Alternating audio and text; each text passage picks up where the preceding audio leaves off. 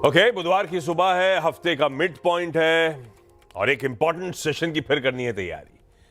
भाई पिछले कुछ दिनों के बहुत अच्छे मोमेंटम के बाद तेजी पर थोड़ा सा ब्रेक लगता हुआ, थोड़ा सा मामला गड़बड़ाता हुआ। इनफैक्ट कल तो अचानक एक समय अच्छी खासी मुनाफा वसूली के दबाव में उतरे थे। खैर मार्केट्स पे आगे आऊंगा डिटेल में, लेकिन ओवरनाइट तीन इंपॉर्टेंट डेवलपमेंट जिस पर रिएक्ट करना था उस पर चौथा जोड़ दीजिए, वो trade war, tariff war related tensions. हमारी नहीं, लेकिन ग्लोब की बढ़ती है तो हम फिनाबाद के सरदर्द ले ही लेते हैं। ठीक है, हमें जेरोम पॉवेल साहब की स्पीच, वो बहुत सारे बैंकिंग रिजल्ट्स आने वाले हैं, हरमास कल ऐसा बता रहे थे उन पे, और प्लस निफ्टी का एक नंबर आना था टेक महिंद्रा का बाजार बंद होने के बाद। इन सब पे खुलते ही रिएक्ट करना है। रिजल्ट से याद आया, अब यहां से इस हफ्ते वेडनेसडे ऑनवर्ड्स रिजल्ट सीजन अब तूल पकड़ता चले जाएगा। आज ही निफ्टी की 2 और वायदा की 6 नंबर्स हैं जो आने हैं, और ऊपर से आज है वो हमारा all important sandwich session. Volatile रहता है, मीनिंगफुल मूव्स के लिए जाना जाता है, ये पहले ही बता चुके हैं आपको। सैंडविच यानी 2 वीकली एक्सपायरीज के बीच में खड़ा आज का ये वेडनेसडे सेशन। अब आइए दिखाता हूं मार्केट्स का मूड। थोड़ा सा मामला गड़बड़ाता हुआ, और रीजन क्लियरली वो एक तरफे बढ़िया मूव्स थे, और शायद वो ग्लोबल टेंशंस, ग्लोबल क्यूज का गड़बड़ाना वो बहाना बन गया है कुछ हद तक प्रॉफिट टेकिंग का। कल back to back second straight session था जब दबाव के साथ कामकाज हो रहा था। कल वीकली एक्सपायरी थी। इंटरडे चार्ट्स एक बार स्क्रीन पे रखिएगा। शुरुआत पॉजिटिव नोट पे हुई। वो शुरुआती टिक्स में 25,310 तक के जोन्स तक गए थे। हाँ, ये जरूर है कि पिछले हफ्ते का मेरे ख्याल से फ्राइडे हाई जो था 330 के आसपास का, तब वहां मामला ठंडा पड़ा था। इस बार भी 310 तक गए, पिछले हफ्ते के हाईज को चैलेंज नहीं कर पाए, और वहां से फिर वो प्रॉफिट टेकिंग। और फर्स्ट हाफ में तो अच्छा खासा दबाव गिराया। हम गिरते गिरते 25,060 तक के जोन्स तक गए थे। उसके बाद थोड़ा बहुत रिस्पाइट के साथ, माइल्ड रिकवरी के साथ सेकेंड हाफ में सेशन की समाप्ति हुई है। और दिक्कत यह थी कि कल ब्रॉड बेस सेलिंग थी। सारे इंपॉर्टेंट के लार्जली सारे ही सेक्टोरल पॉकेट्स लाल में या दबाव के साथ कामकाज कर रहे थे। जो मार्केट्स की वीकनेस थी काफी प्रोनाउंस थी। इस बात से नजर आएगा आपको। मार्केट ब्रेथ एक बार स्क्रीन पे रखिएगा। डिसाइसिवली वीक थी मार्केट ब्रेथ। 1:3 का रेशियो था डिक्लाइंस के फेवर में। पर हां, कल की दबाव में एक चीज इंपॉर्टेंट है कि वो बहुत इंपॉर्टेंट एवरेजेस, इंपॉर्टेंट जोन्स, उन लेवल्स को निफ्टी ने on the way down defend कर लिया। ऐसे में रणनीति होगी क्या, इस पर आगे बातचीत। गिफ्ट निफ्टी आज फाइनली जाके इन ग्रीन खुलने के इंडिकेशंस दे रहा है। हालांकि फ्लैटिश टेरिटरी पे ही होगा, 1/4-1/3% ऊपर खुलेंगे, इस तरह के इंडिकेशंस आते हुए।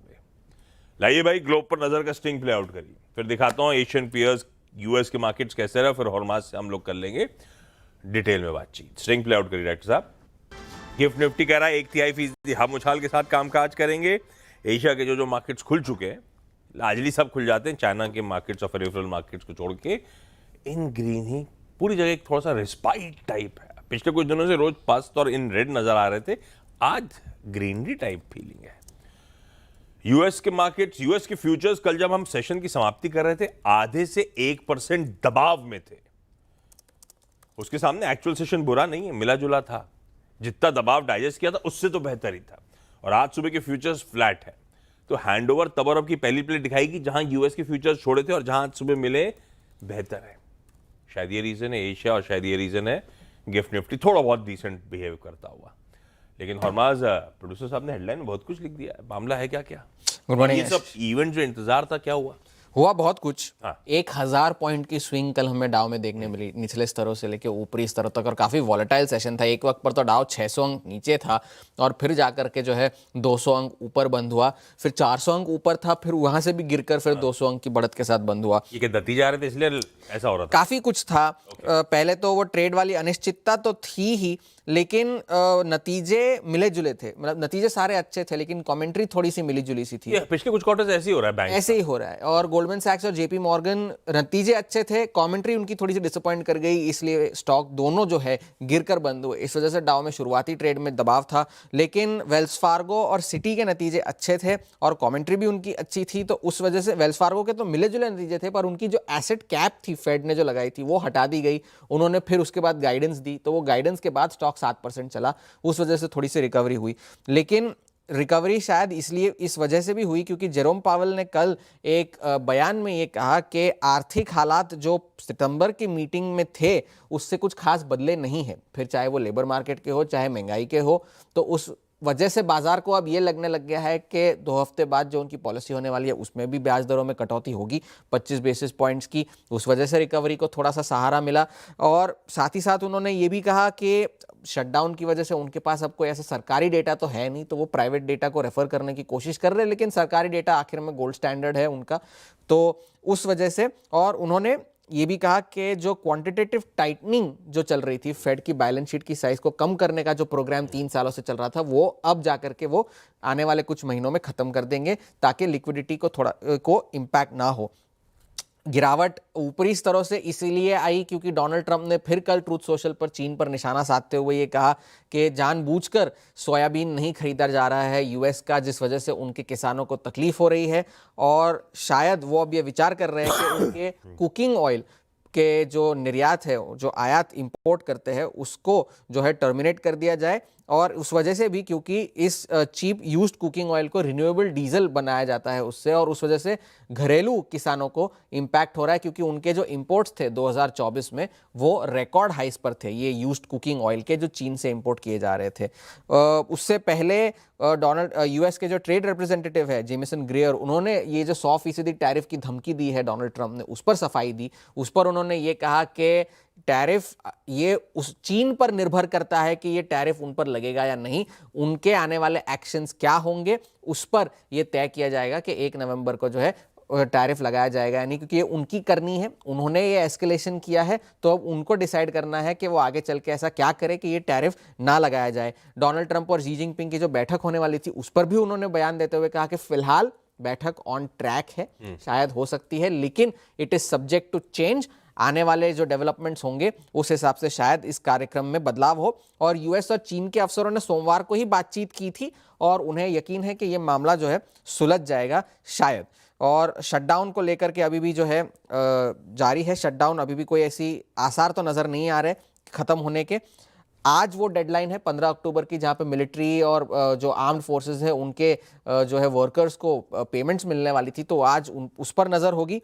बोफा का फंड मैनेजर सर्वे अब ये कह रहा है कि 54% फंड मैनेजर्स कह रहे हैं कि टेक स्टॉक्स बहुत महंगे हैं, एआई बबल में है, और एक्सपोजर जो है यूएस मार्केट्स का वो 8 महीने के सबसे ऊंचे स्तरों पर है। तो ये तो बाजार की बात रही। चांदी पर नजर रखिएगा क्योंकि कल चांदी में बहुत शार्प स्विंग्स देखने मिले थे। $52 के जो हाई बने थे उसके बाद जाकर के वो $48 तक गिरे थे। और आज और बैंकों के नतीजे हैं और फेड के अफसरों के नतीजे हैं, तो डाउ का एक्शन तो बैंकों के नतीजों से ही चलेगा। तो आज टेक स्टॉक्स वगैरह क्या करते हैं और शटडाउन को लेकर के क्या डेवलपमेंट्स होते हैं, ये बड़ी चीजें देखने वाली होंगी। ठीक बात है, बहुत इंटरेस्टिंग डेवलपमेंट्स ओवरनाइट हरमाज ने ब्यूटीफुली एक्सप्लेन कर दिए। बैंक्स के नतीजे अच्छे हैं, लार्जली कमेंट्रीज मिली जुली है। नतीजे अच्छे हैं तो इंडियन आईटी के लिए रडार पे रख ले, सबसे बड़े ग्राहक हैं वो लोग। खैर चलिए, ये हो गया एक ग्लोब की तस्वीर। अब पिछले 2 दिनों का पेन और कल एक्सपायरी रिलेटेड जो वीकनेस आई थी, कैसे रीड कर रहे हैं उसको? क्या कुछ टेक्सचर में बदलाव है या अभी भी लग रहा है दमखम है इस मार्केट्स में, तेजी आगे भी कंटिन्यू करेगी, फेस्टिवल आते आते मजे देगा निफ्टी? ये वीरू बताएंगे आपको। वीरू, गुड मॉर्निंग भाई साहब। गुड मॉर्निंग आशीष, गुड मॉर्निंग। देखिए आशीष, हाँ कल एक डेंट पड़ा और रिवर्सल पॉइंट बिल्कुल ठीक थे। वो 310 क्रॉस नहीं हुआ, बैंक निफ्टी पे 56, 600, 800 क्रॉस नहीं हुआ।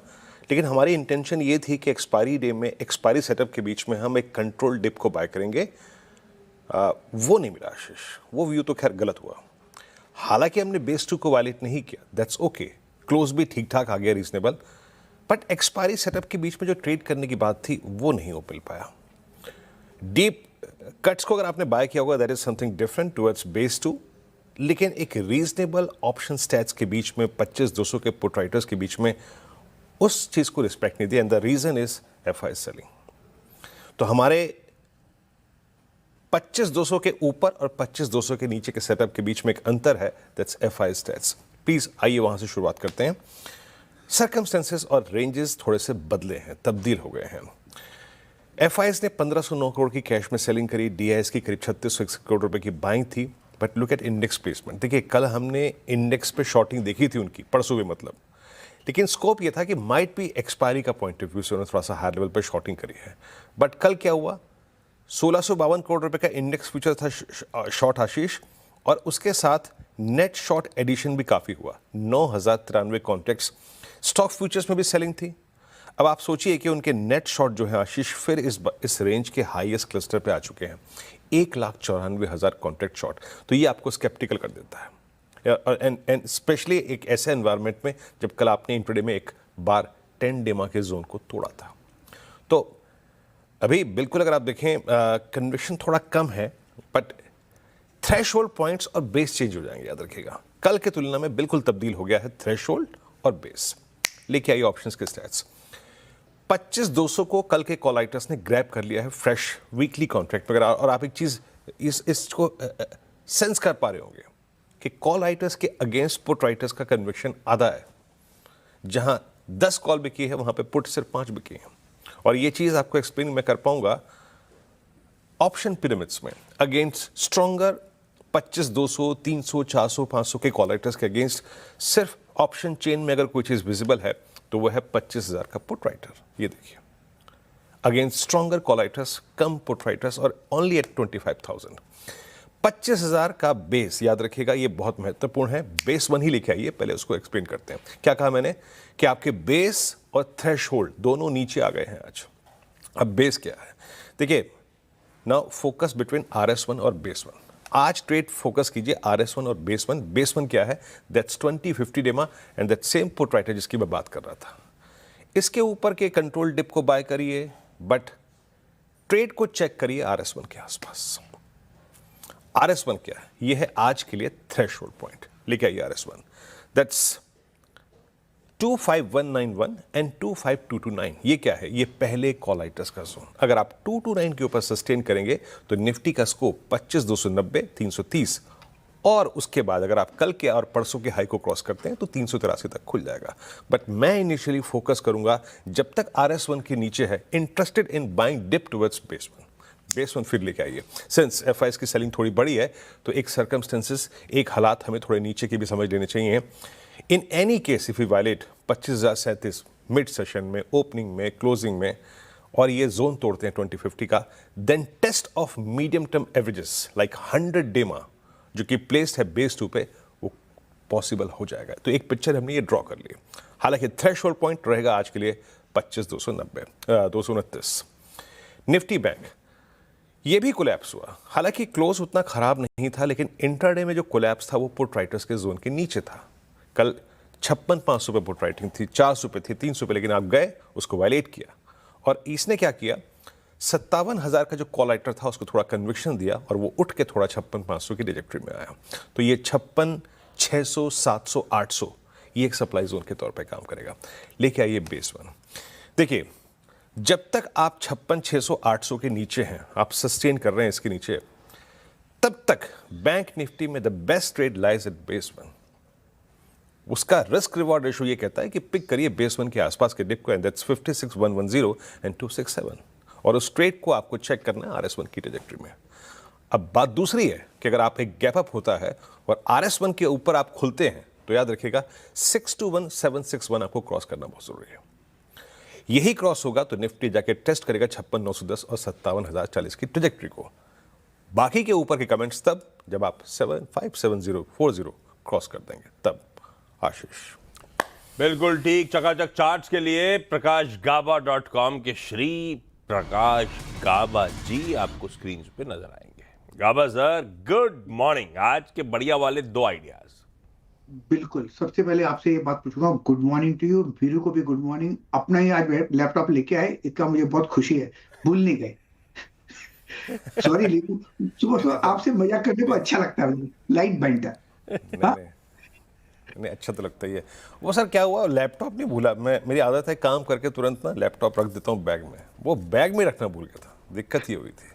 देखो इसको कहते हैं फोकस, रियल फोकस, के काम पे इतना फोकस है कि सब कुछ भूल जाते हैं। कभी कभी मैं खाना खाना भूल जाता हूँ, मेरी वाइफ मुझे खाना नहीं ये खाओगे, वो नहीं मैं क्यों? बोलते हम, अच्छा, वो गुड प्रॉब्लम मॉर्निंग। आशीष सर मेरे साथ नहीं है। अच्छा, दो स्टॉक्स हैं आज, हाँ दोनों थोड़े एग्रेसिव कॉल्स है। पहला स्टॉक है एचडीएफसी बैंक। इसमें अब करीब 5 दिन से गिरावट आ रही है, लेकिन ये गिरावट नहीं है, मुझे लगता है ये कॉन्ट्रैक्शन है।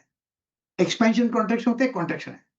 अब एचडीएफसी बैंक ट्रेड कर रहा है 977 के आसपास, स्टॉप लगाना चाहिए 970 7 रुपए का, और फर्स्ट टेक्निकल टारगेट है 990 का, मेरे ख्याल से वहां तक जाना चाहिए। एक्सपैंड हुआ, कॉन्ट्रैक्ट हुआ, फिर एक्सपेंशन शुरू होना चाहिए एचडीएफसी बैंक। दूसरा स्टॉक जो मुझे पसंद है इस वक्त, वो है आईसीआईसीआई जनरल इंश्योरेंस।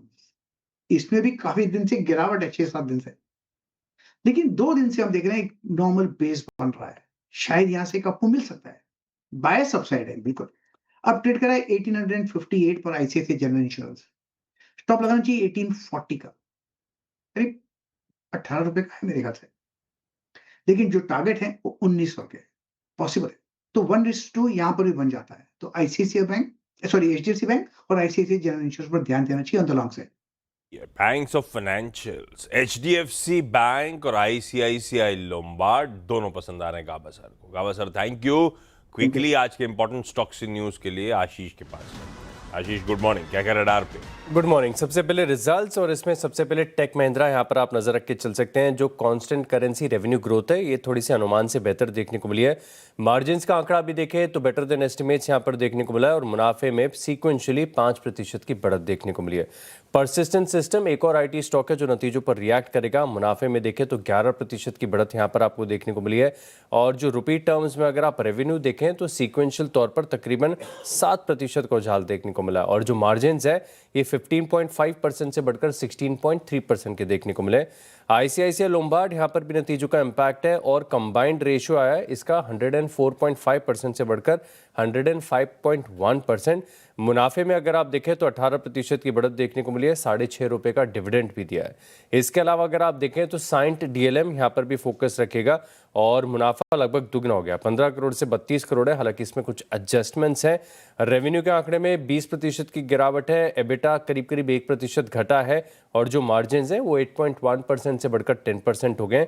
थायरोकेयर यहाँ पर भी आप रखिएगा फोकस, और नतीजे अच्छे लग रहे हैं। मुनाफा अगर आप देखें तो 27 करोड़ से बढ़कर 48 करोड़ हो गया है। रेवेन्यू में 22% की बढ़त है, एबिटा 48% बढ़ा है, मार्जिन में बढ़त है, और साथ में अगर आप देखें तो 1 पर 2 शेयर के जो बोनस है इसको मंजूरी भी दे दी है। लीजिए भाई साहब, ये और भी स्टॉक्स हैं इंटरेस्टिंग, जब 8 बजे चर्चा करेंगे तो और डिटेल में इस लिस्ट पे उतरेंगे।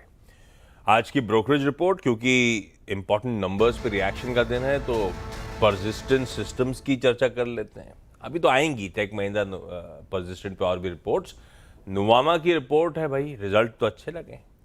6600 का टारगेट जो पहले था उसे बढ़ा के 7000, कल की क्लोज से ये तो हो गया बढ़िया 30% का अपसाइड।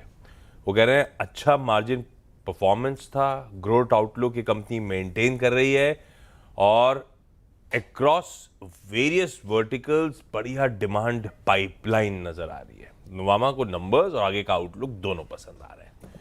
रखिए भाई परसिस्टेंट को रडार पे। क्विकली छोटा सा ब्रेक के उस पास जब लौटेंगे तब केडिया कमोडिटीज के अजय केडिया साहब से आज की बढ़िया सी कमोडिटी कॉल्स। केडिया साहब गुड मॉर्निंग, आ रहा हूं।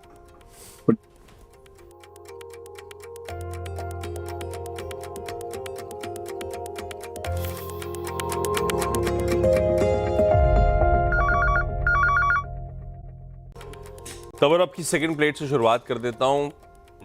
डॉलर इंडेक्स पर नजर रखिएगा, कल भी 99 के ऊपर ट्रेड कर रहा था, अभी भी उसी ट्रेजेक्टरी पर है। तो धीरे धीरे डॉलर इंडेक्स काफी इंच अप कर गया है। बाकी के वेरिएबल स्क्रीन पर हैं। केडिया साहब से जानते हैं कि आज कमाई कैसे होगी। केडिया सर गुड मॉर्निंग, आज की commodity call sir. Very good morning. सबसे पहले अगर हम बात करें सोने चांदी में, तो बिल्कुल भी रैली रुकने का नाम नहीं ले रही है। नो डाउट वॉलेटिलिटी एक्सट्रीम होते हुए दी जा रही है। कल भी हमने हायर लेवल से काफी अच्छा फॉल बैक देखा, बट रिकवर कंटिन्यू है। यूएस शटडाउन का कंसर्न्स बना हुआ है, दिवाली का पर्व है तो डेफिनेटली फिजिकल मार्केट में शॉर्टेज है, जिसी के नतीजन हमने चांदी में काफी बड़ी रैली देखी है। आज भी मोमेंटम पॉजिटिव रहेगा बट कॉशियस के साथ रहेगा, जहां पे 1,25,000 के करीब सोने को लेकर चलिए, 1,27,000 तक का टारगेट रहेगा। लेकिन चांदी में अच्छी जी ढंग से शॉर्टेज बनी हुई है, चाहे हम ईटीएफ की बात करें, ग्लोबल मार्केट की बात करें, तो जो टारगेट्स रखे थे उसके बियॉन्ड मार्केट ऑलरेडी जा चुका है। अभी भी लग रहा है कि जब तक प्राइजेस मान के चलिए 1,55 1,56 का लेवल ब्रीच नहीं करता, ऊपर में 1,60 का लेवल दिखा सकता है। ट्रेड पॉइंट ऑफ व्यू थोड़ा जोखिम जरूर हो सकता है, बट लॉन्ग टर्म के लिए अभी भी लग रहा है कि जो शॉर्टेजेस है वो कंटिन्यू रहेगी, जो चांदी को सपोर्ट। लास्ट अगर हम कच्चे तेल की बात करें तो कल हमने देखा यूएस और चाइना के बीच में तनाव वापस बढ़ता हुआ दिखाई दे रहा है, जो डिमांड के मोर्चे पे कहीं ना कहीं दबाव लाएगा। हालांकि ब्रांड 60 के नीचे जाता हुआ नहीं दिखाई दे, बट दबाव रहेगा। तो 5300 पे आप कच्चे तेल को बेचेंगे, 5150 तक का टारगेट रहेगा। एक बात बताओ केडिया सर, सैटरडे को धनतेरस में एक गोल्ड का कॉइन लिया इतना महंगा, अगली दिवाली पे भाव ऊपर मिलेंगे नहीं मिलेंगे, इस बात की गारंटी है क्या? तो उसमें तो मुझे लगता है कि आशीष जी, शुभ लाभ के लिए लेना चाहिए, रिटर्न के लिए अभी मत देखिए इस चीज को। अच्छा ठीक है, थैंक यू केडिया साहब, ये बढ़िया सी कमोडिटी स्ट्रैटेजीज। आज का इवेंट्स कैलेंडर क्विकली। भाई वेडनेसडे का दिन है, रिजल्ट्स एक्सिस बैंक और एचडीएफसी लाइफ, निफ्टी के ये दो। एक्सिस बैंक तो क्लियरली वो बाजार के बाद 5 सवा 5 बजे तो उसकी प्रेस कॉन्फ्रेंस ही है। वायदा के तो 6 हैं, Angel One, HDFC, AMC, IRFC, KEI Industries, LNT Finance और ओबरॉय रियल्टी, इनके नंबर्स अवेटेड। एचडीएफसी एएमसी में एक बात ध्यान रखिएगा, ना सिर्फ नतीजे बल्कि bonus issuance of bonus share consider करेगी ये कंपनी। साथ साथ टीसीएस का 11 रुपए का जो इंटरिम डिविडेंड अनाउंस हुआ था रिजल्ट्स के साथ, आज उसकी एक्स डेट है। Hyundai मोटर इंडिया आज इसकी इनॉग्रल यानी कि पहली बार एक इन्वेस्टर डे करने जा रहे हैं, फर्स्ट एवर। अभी अभी अपडेट आ रहे थे, मैनेजमेंट चेंजेस भी अनाउंस कर दिए इस कंपनी ने।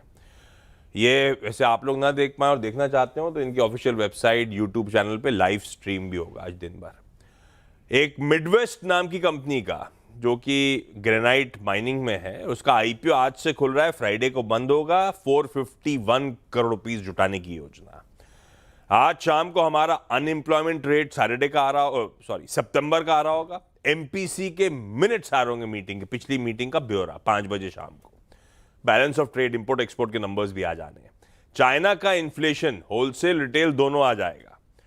यूएस में आज फिर बैंकिंग रिजल्ट्स हैं, Bank of America, Morgan Stanley के नंबर्स हैं। कल भी बहुत सारे बैंक नंबर्स थे। डिपार्टमेंट ऑफ पोस्ट ने कहा है कि आज से हर category of international postal services जो हैं वो यूएस के लिए हम रिज्यूम कर रहे हैं। बीच में रोक दी थी, आपको याद होगा, वो जब ड्यूटी फ्री एंट्री को रोक लगा दी थी यूएस ने। आज doctor APJ Abdul Kalam sir की बर्थ एनिवर्सरी है और आज ही के दिन India world students day celebrate करता है। चिल्ड्रंस डे तक तो याद था मुझे, स्टूडेंट्स डे आज ये कलाम सर की बर्थडे के साथ सेलिब्रेशन। अच्छा, एनवीडिया जो है ना, आज DGX Sparks personal AI super computer launch करने जा रहा है। आप इसकी डिटेलिंग कभी आगे करूंगा, समय नहीं है। और टीवीएस मोटर्स अपनी adventure touring motorcycle TVS RTX 300, इनकी फर्स्ट एवर एडवेंचर बाइक जो है आज लॉन्च करने जा रहा है, जो मेरे ख्याल से केटीएम एडवेंचर के साथ वगैरह से कंपीट कर रही होगी। ये सब इंपॉर्टेंट इवेंट्स हैं। गिफ्ट निफ्टी के संकेत आपकी स्क्रीन पर हैं, स्लाइटली ग्रीन टिल्ट के साथ। आज इस वेडनेसडे के सैंडविच सेशन की हम शुरुआत करेंगे। मॉर्निंग कॉल को समेट रहा हूं, ब्रेक के उस पर जब लौटेंगे तो आज का टॉप 20।